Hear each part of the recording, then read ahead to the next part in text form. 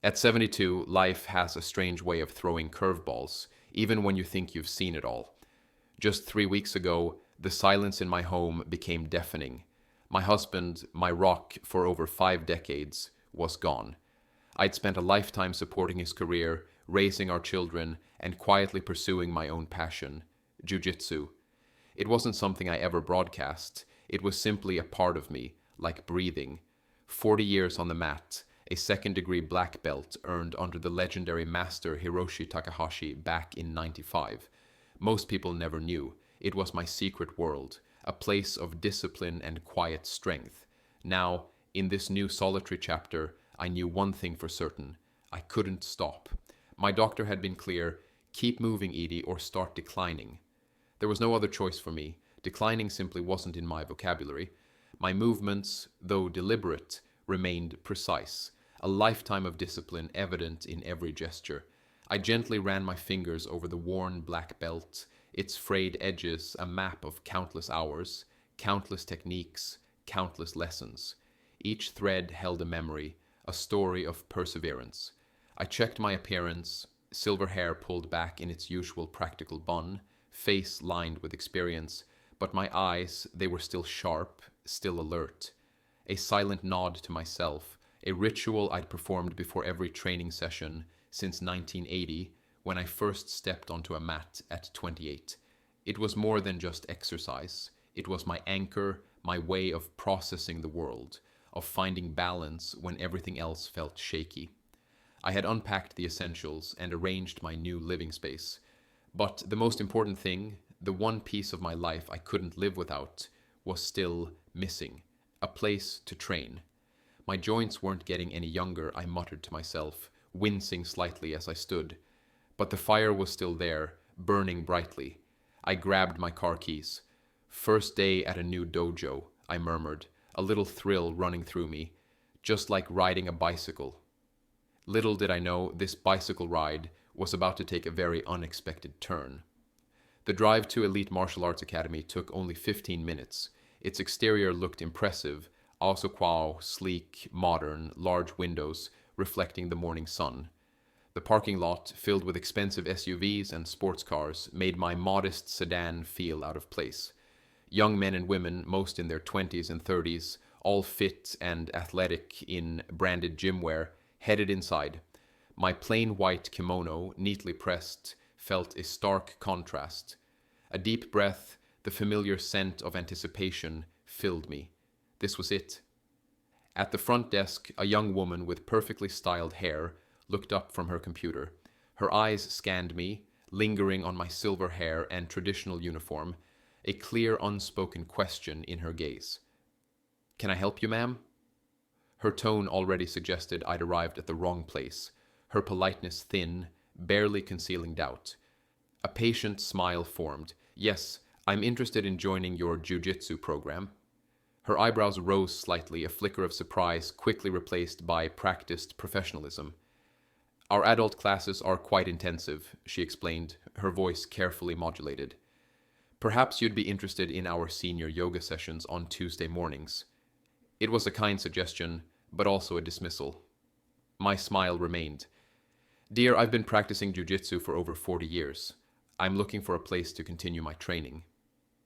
A ripple of disbelief crossed her face, but she held her composure. "Well, we do have an open mat session starting in 15 minutes. New students can observe and then speak with one of our instructors about placement." "That sounds perfect," I replied, relieved. She slid several forms across the counter. "You'll need to sign these waivers, and Coach Jackson will evaluate your abilities." I signed the papers with a steady hand, ignoring her barely concealed skepticism. As I moved towards the changing area, a sense of her eyes following me lingered, no doubt wondering what an old lady was doing in a competitive jiu-jitsu academy. A quiet smile touched my lips. It certainly wouldn't be the first time I'd been underestimated. In fact, it was almost becoming a familiar dance. The main training floor at Elite Martial Arts Academy was indeed impressive, spacious, well lit, with state-of-the-art equipment and pristine mats that hummed with quiet energy. Around 20 students were already warming up, most wearing blue or white kimonos with various colored belts, indicating different ranks. Their movements were sharp, energetic, accompanied by the characteristic sounds of bare feet, pivoting and controlled breathing. Standing at the edge of the training area, the scene was absorbed with an experienced eye. The techniques being practiced were familiar, fundamentals drilled thousands of times. Noted was the clean execution, the attentive coaching, and the generally respectful atmosphere. It seemed like a solid academy, exactly what it had been. Then he was spotted. Coach Adam Jackson, mid-30s, tall and powerfully built, moving with a confident stride that bordered on arrogance. His blue kimono emblazoned with competition patches, and his black belt tied with meticulous precision. He moved through the room, correcting stances, demonstrating techniques, receiving nods of deference from his students. He clearly commanded the room. When his gaze finally landed, he froze momentarily. His expression shifted from surprise to something resembling amusement. He said something to a nearby student, a muscular young man with a purple belt, who glanced and snickered. Undeterred, a step onto the mat was taken, followed by a bow, adhering to traditional dojo etiquette. The chatter in the room gradually diminished as more students noticed the elderly woman in a plain white kimono. The silence grew. "Can I help you, ma'am?" Coach Jackson called out, his voice carrying across the suddenly quiet room. A slight smirk played on his lips. "I think you might have wandered into the wrong class. Senior Tai Chi is in the small studio down the hall." A wave of suppressed laughter rippled through the room. It was a joke at my expense, and everyone knew it. Composure remained, expression neutral. Not there for Tai Chi, there to train, and that was the intent. "I'm here for the jiu-jitsu class," a clear, steady voice replied. "I recently moved to town, and I'm looking for a new place to train." Jackson exchanged glances with several senior students, his smile widening. He made no attempt to hide his incredulity. "Train at your age?" he scoffed, words dripping with condescension. "No offense, ma'am, but jiu-jitsu is a physically demanding combat sport. We focus on competition-level training here." His gaze was met calmly. "I'm aware of what jiu-jitsu involves," was the response. "I've been practicing since 1980. More muffled laughter from the class. Jackson's smile turned overtly condescending. "Look, Grandma," he said, emphasizing the word, ensuring his students caught the joke. "I appreciate your enthusiasm, but this isn't a beginner-friendly environment. We don't have time to teach basics to someone who might hurt themselves." Posture remained straight, eyes fixed on his. "I understand your concern," a voice unwavering, "but I assure you I can manage." A blue belt student called out, "Can you even get up from the ground without help?" Another wave of laughter. Jackson raised his hand, silencing the class, though his own amusement was evident. "What belt do you claim to be?" he asked, his tone dripping with skepticism. "I don't claim anything," was the unruffled reply. "I earned my second-degree black belt under Master Hiroshi Takahashi in 1995. The name meant nothing to most students, but Jackson's expression flickered. Takahashi was a legend in certain circles. Jackson recovered quickly, his smirk returning. "Well, I'm sure things were different back then. Standards have evolved considerably." He gestured toward the door with exaggerated courtesy. "Why don't you observe today's class from the visitors area? That might help you decide if this is really suitable for someone of your experience." His dismissal was clear, delivered with a thin veneer of professional concern that couldn't quite mask the underlying mockery. Several students openly grinned, enjoying the spectacle of the old woman being put in her place. But 4 decades on the mat had not been spent to be dismissed so easily. Not then, not ever. "I didn't come to watch," a quiet authority in the voice momentarily silenced the room. Coach Jackson's patronizing smile faltered slightly. Pushback from the elderly woman was clearly unexpected. Around the room, students exchanged glances, their amusement now tinged with curiosity. "Ma'am," Jackson began, his tone deliberately patient, as if explaining something to a child. "We have insurance regulations and safety protocols. I can't just let someone of your condition join an advanced class without proper assessment." A nod. "That's reasonable. Assess me then." A few snickers broke out among the students. Jackson crossed his arms, his smirk returning. He was clearly enjoying having an audience for this unusual encounter. You want me to assess you? He asked, raising an eyebrow theatrically. Right now? That's why I'm here, was the simple reply. Jackson turned to his class with an exaggerated shrug, playing to the crowd. Well, folks, looks like we're changing today's lesson plan. Apparently, we need to conduct a special evaluation. He gestured to a young man wearing a blue belt. Mike, come here. I need you to help with the demonstration. Mike stepped forward, grinning, clearly eager to be part of the show. Jackson turned back. This is Mike Peterson, one of our intermediate students. If you're serious about training here, show us you can handle a basic exchange with him. Jackson's gaze was met steadily. A challenge for him. I'd prefer to work with your Coach Jackson. The room went completely silent. Someone in the back let out a low, "Oh," quickly hushed. Jackson's expression hardened, the mocking humor replaced by something colder. Me? He asked, his voice losing its theatrical quality. You want to roll with me? If you're going to evaluate my abilities, a calm voice stated, it should be done properly. You're the head instructor, aren't you? The challenge hung in the air, undeniable. He was trapped. Refuse and he'd lose face. Accept and he'd have to physically engage with a woman old enough to be his grandmother. Either way, the dynamic had shifted unexpectedly. After a moment's hesitation, his arrogance reasserted itself. This, he clearly decided, would be an opportunity to show his students how to handle an awkward situation professionally. He would go easy, demonstrate a few basic moves, and firmly but kindly show why this wasn't the place for her. Fine, he said, his confident smile returning. We'll do a light demonstration roll. 3 minutes, just to assess your movement. He turned to the class. Everyone clear the center mat, please. As the students formed a tight circle around the main training area, a hush fell over the room. Jackson removed his instructor's patch and laid it aside, making a show of his preparation. A quiet position was taken on the mat, movements unhurried but surprisingly fluid for the age. The mind was clear, senses heightened. 40 years of practice had honed instincts. The familiar weight of the kimono, the slight pressure of the black belt around the waist, was felt. This was where belonging was. I'll go very light, Jackson announced loudly for the benefit of his audience. Just basic positions, no submissions. Ready, Mrs. Simmons? Edith Simmons was the gentle correction, and I'm ready when you are, Coach. The trap, as it was perceived, was now fully set. He was underestimating publicly, and the cost of that assumption was about to be shown. Begin, Jackson called out, dropping into a traditional starting stance. He circled slowly, his movements deliberately measured, a performance of restraint for his watching students. We'll just work on some basic positioning, he explained loudly, clearly playing to his audience. In jiu-jitsu, we learn to use leverage rather than strength, which makes it accessible to all body types. And with that, he reached for a sleeve, intending to demonstrate a simple grip technique. It was a classic opening, one seen 1,000 times. The air crackled with anticipation. The students, once amused, were now utterly silent, leaning forward, eyes wide. The moment had arrived. The stage was set for a lesson he wouldn't soon forget, a lesson not just for him, but for everyone in the room who had judged based on appearance. The quiet hum of the academy seemed to intensify, every breath held, every gaze fixed on the center mat.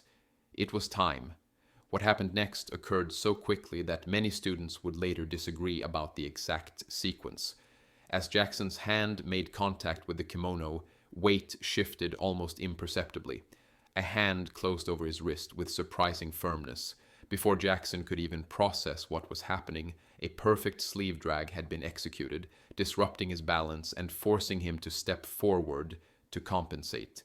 It was a textbook setup, and Jackson walked right into it. In the next instant, a drop to a seated position, legs shooting forward between Jackson's, hooking his ankle. Simultaneously, the grip transferred from his sleeve to his collar, pulling him forward as the hip rotated.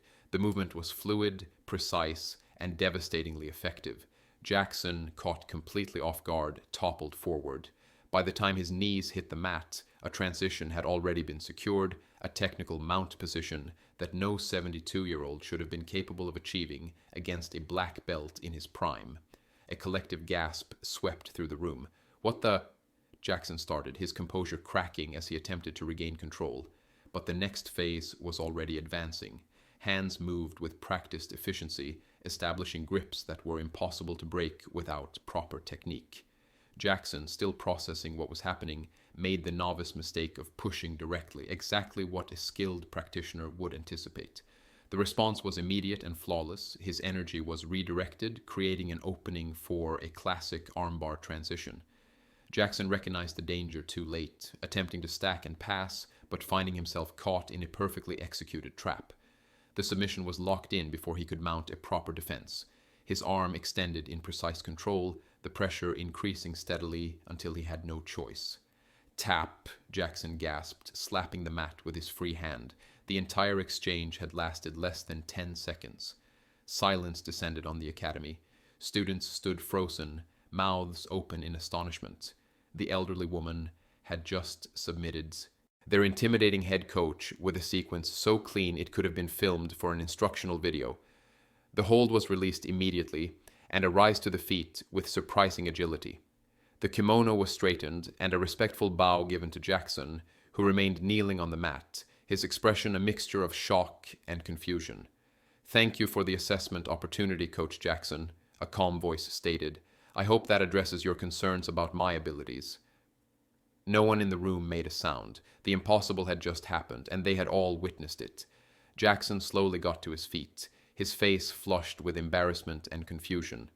The studio remained eerily silent, students too stunned to even whisper among themselves. The coach's carefully cultivated image of invincibility had just been shattered in seconds. "Who are you?" he finally managed, his voice quieter now, the mockery completely gone. "Really?" A calm adjustment of the belt. "I told you, Edith Simmons, second-degree black belt under Master Takahashi." The name had meant nothing to him moments ago, but now it seemed to click for one of the older students. He stepped forward, recognition dawning on his face. "Wait, Takahashi? As in the Takahashi who trained those champions in the 90s? And you're that Edith Simmons?" A modest nod. "I was just one of his students." "One of his students?" The man continued, excitement creeping into his voice. "You were his top female competitor. I remember reading about you in old martial arts journals. Didn't you win the Eastern Regional Championships 3 times? A murmur spread through the class. Jackson's expression shifted from embarrassment to dawning realization. This wasn't just an old woman who knew a few moves. This was a forgotten legend. "That was a long time ago," a simple statement. "I never sought the spotlight. The practice itself was always what mattered to me." Jackson cleared his throat, visibly struggling to regain his composure. His pride was wounded, but years of training had taught him something about humility, even if he didn't always practice it. "Mrs. Simmons," he said, bowing formally, "I owe you an apology. My behavior was disrespectful and unbecoming of an instructor." His apology was acknowledged with a slight nod. "We all make judgments based on appearances, Coach Jackson. It's a natural human tendency. What matters is our willingness to revise those judgments when presented with new information." A young woman with a purple belt stepped forward, her eyes shining. "Ma'am, that armbar transition was incredible. Would you be willing to show us that again?" A turn to Jackson, an eyebrow raised in question. After a moment's hesitation, he nodded. "I think we could all learn something today," he admitted, his voice carrying a new note of genuine respect. "If Mrs. Simmons is willing." For the next hour, what had been planned as a regular training session transformed into an impromptu masterclass. Techniques were demonstrated with a precision born from decades of consistent practice. Movements, though not as fast as they once had been, showcased impeccable timing and leverage. Most remarkable to the students, it seemed, was the ability to explain the subtle details that made each technique effective, the slight angle adjustment that increased control, the proper timing of weight distribution, the importance of patience in transition moments. Jackson, to his credit, participated fully, asking thoughtful questions and helping demonstrate positions when needed. His initial humiliation gradually gave way to genuine appreciation as he recognized the wealth of knowledge being shared. "In my 44 years of practice," was explained as a complicated guard passage was worked through, "I've learned that jiu-jitsu isn't about power or speed. Those fade with time. It's about understanding principles that never change: leverage, timing, balance, and most importantly, respect for both your opponent and yourself. The students listened with rapt attention, their previous mockery forgotten. Something rare and valuable had entered their dojo, and they knew it. The energy in the room had transformed completely. Students who had snickered at arrival now approached with questions. Each interaction was colored with newfound respect. Insights were offered patiently, without condescension, sharing extensive knowledge generously. Jackson watched from the edge of the mat, his expression thoughtful. When the last student had finished speaking, he approached again. "Mrs. Simmons," he began, his voice lacking the false confidence that had characterized their first interaction, "I'd like to offer you a position here at Elite." An eyebrow was raised, surprised by the proposal. "We have several women's classes and youth programs that would benefit tremendously from your experience," Jackson continued. "Your technical knowledge is exceptional." "I didn't come here looking for employment, Coach Jackson," was the honest reply. "I simply wanted to find a place to continue my own practice." Jackson nodded. "Of course, you'd have full access to our facilities whenever you wish, but I hope you'll consider sharing your knowledge as well. Teaching even just one class a week would be invaluable to our students." The offer was considered. This outcome hadn't been expected when the doors were walked through earlier that day. The plan had simply been to find a space to maintain practice, keep the body moving, and perhaps find a new community in this town where a new start was being made. "I'll think about it," was finally said, "but I have one condition if I'm to train here regularly." "Name it," Jackson replied immediately. "The dojo must be a place of respect for everyone who walks through that door, regardless of their age, gender, or appearance." Eyes held his steadily. "What happened today should never happen to anyone else who comes here to learn." Jackson nodded, accepting the gentle rebuke with surprising grace. "That's a principle I should have been upholding all along. Consider it a promise." As belongings were gathered to leave, several students bowed formally, a gesture of respect rarely offered to anyone besides the head instructor. "See you Thursday, Sensei Simmons?" asked the young woman with the purple belt, her tone hopeful. A smile formed. Thursday would be fine. Walking toward the exit, a small group of older adults was noticed, peering curiously through the glass windows of the reception area. They had witnessed parts of the impromptu teaching session and were talking animatedly amongst themselves. The receptionist who had greeted earlier approached with a sheepish expression. "Ma'am, there are several people asking if we offer classes for, mature students. They want to know if you'll be teaching." The smile deepened. Perhaps this new chapter would be more interesting than anticipated. "Tell them to come back on Thursday," was said. "We'll see what we can do." 3 months later, Elite Martial Arts Academy had undergone a remarkable transformation. What had once been primarily a training ground for young, competitive athletes had evolved into a more diverse and inclusive community. Twice a week, the foundations class was taught, open to practitioners of all ages and experience levels. The emphasis wasn't on athletic prowess or competition preparation, but on the timeless technical aspects of jiu-jitsu refined over decades. Surprisingly, these sessions became the most well-attended in the academy's schedule. Younger students discovered that drilling fundamentals under watchful eye improved their competition performance dramatically. Older practitioners found the methodical approach accessible and effective, allowing them to progress without risking injury. Most significantly, Coach Jackson himself regularly participated in the classes, often serving as the demonstration partner. His initial embarrassment had given way to genuine respect and a hunger to learn from deep technical knowledge. "Mrs. Simmons has forgotten more about pressure distribution than most of us will ever learn," he once told a journalist from a local newspaper who came to write a feature about the unusual teaching partnership. Today, the Academy was hosting a small in-house tournament. Competitors of various ages and belt levels participated, with co-judging the matches alongside Jackson. Between divisions, key techniques were demonstrated with Jackson's assistance, breaking down the principles that spectators should watch for in the upcoming bouts. Notice how leverage, not strength, creates the submission opportunity, was explained to the attentive audience as a technical armbar was slowly worked through on Jackson. This is accessible to practitioners of any size or age when executed properly. In the viewing area, several elderly individuals watched with particular interest. They were members of what had become informally known as the Silver Belts, a growing group of seniors who had joined the academy after hearing about the classes. "She's changed everything," remarked one of Elite's longtime instructors to a visitor observing the event. "Not just for the older practitioners, but for all of us. She reminded us what matters in jiu-jitsu." From the center of the mat, a new visitor entering the academy was caught sight of, an elderly gentleman using a cane, looking hesitant but determined.